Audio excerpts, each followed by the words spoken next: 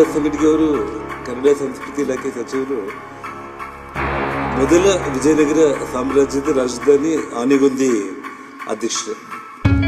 ನಾನು ಶಾಸಕನಾದ ತಕ್ಷಣ, ಸರ್ಕಾರ ಬಂದ ತಕ್ಷಣ ಬಹಳ ವಿಜೃಂಭಣೆಯಿಂದ ಆನೆಗೊಂದಿ ಉತ್ಸವನ್ನ ಒಂದೇ ಸಲ ಮಾಡಿದ್ದು.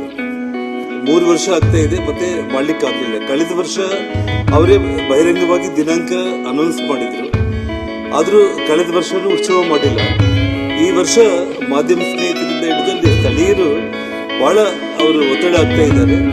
ದಯಮಾಡಿ ನಾವೇನಾದ್ರೂ ಉತ್ಸವ ಮಾಡೋದು ಇದೇನಾ ಇಲ್ಲನ, ಮಾಡೋದಿತ್ತು ಅಂದ್ರೆ ಭರವಸೆ ನೀವು ಸಭಾ ಮೂಲಕವಾಗಿ ಕೊಪ್ಪಳ ಜಿಲ್ಲಾ ಉಸ್ತುವಾರಿ ಮಂತ್ರಿ ಮತ್ತು ನಿಮ್ಮದೇ ಕ್ಷೇತ್ರ ಆನೆಗೊಂದಿ ಉತ್ಸವದ ಬಗ್ಗೆ, ಯಾಕೆಂತಂದ್ರೆ ನಾನಿಲ್ಲ ಇಬ್ರು ವೈಯಕ್ತಿಕವಾಗಿ ಮೀಟ್ ಮಾಡಿದಾಗೆಲ್ಲ ಅಣ್ಣ ನಾಳೆ ಮಾಡ್ಬಿಡೋಣ, ನಾಡಿದ್ದು ನಾನು ಇವಾಗ ಹೇಳ್ಬಿಡ್ತೀನಿ, ಎಲ್ಲ ರೆಡಿ ಆಗಿಬಿಟ್ಟಿದೆ, ಫೈಲ್ ಬಂದಿದೆ ಅಂತ ಹೇಳ್ತಾರೆ. ತೀರಾ ನೋಡಿದ್ರೆ ನನಗೆ ಅನಿವಾರ್ಯವಾಗಿ ಇವತ್ತು ಈ ಸಂದರ್ಭ ಬಂತು, ನಾನು ಕೇಳೋ ಪರಿಸ್ಥಿತಿ ಬಂದಿದೆ. ದಯಮಾಡಿ ನಮ್ಮ ಕೊಪ್ಪಳ ಜಿಲ್ಲೆ ಜನರಿಗೆ ಆನೆಗೊಂದಿ ಉತ್ಸವನ್ನ ತಾವು ದಿನಾಂಕ ಕೂಡ ಏನಾದರೂ ಘೋಷಣೆ ಮಾಡಿದ್ರೆ ಒಳ್ಳೆಯದು.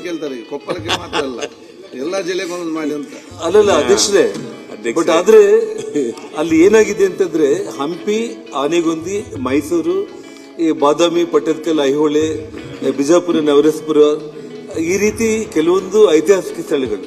ಅದರಲ್ಲಿ ನಾನು ಅಲ್ಲೇ ಶಾಸಕನಾಗಿದ್ದೀನಿ, ಸಿಕ್ಕಾಪಟ್ಟೆ ಒತ್ತಡ ಅಲ್ಲೇ ಸರ್, ಅವ್ರಿಗೂ ಗೊತ್ತಿದೆ. ಹಾಗಾಗಿ ದಯಮಾಡಿ ಒಂದು ದಿನಾಂಕ ಅಥವಾ ಬರೋ ತಿಂಗಳು ಇಂಥ ಟೈಮ್ನಲ್ಲಿ ನಾವು ಮಾಡೋಣ ಅಂತ ಹೇಳಿ ಒಂದು ಮಾತು ಹೇಳಿದ್ರೆ ಎಲ್ಲ ಜನ ಟಿವಿಗಳ ಮುಂದೆ ಕಾಯ್ತಾ ಇದ್ದಾರೆ. ನಮ್ಮ ಜನಾರ್ದನ್ ರೆಡ್ಡಿ ಹೇಳಿದ್ರು, ಹೊಸತಿನೇ ಮಾಡ್ಬೇಕಂದ್ವಿ, ಹೊಸತಿ ಮಾಡೋಕ್ಕಾಗಲಿಲ್ಲ, ಬೇರೆ ಬೇರೆ ಕಾರಣಕ್ಕೆ ಬಿಸಿಲು ಜಾಸ್ತಿ ಆಯಿತು, ಇದಾಯಿತು ಅಂತ ಅನ್ನೋದು. ಈ ಸತಿ ನಮ್ಮ ಜಿಲ್ಲೆಯೊಳಗೆ 2 ಉತ್ಸವ ಇದಾವೆ. ಅವು 2 ಉತ್ಸವವನ್ನು ಈ ಸತಿ ಮಾಡ್ತಾ ಇದ್ವಿ, ಅದಕ್ಕೆ ದುಡ್ಡನ್ನು ಬಿಡುಗಡೆ ಮಾಡಿದ್ವಿ. ಈ ಸತಿ ಅದಕ್ಕೆ ಡೇಟು ಮತ್ತೊಂದನ್ನು ಅನೌನ್ಸ್ ಮಾಡೋದು. ಓಕೆ, ಇಲ್ಲೇ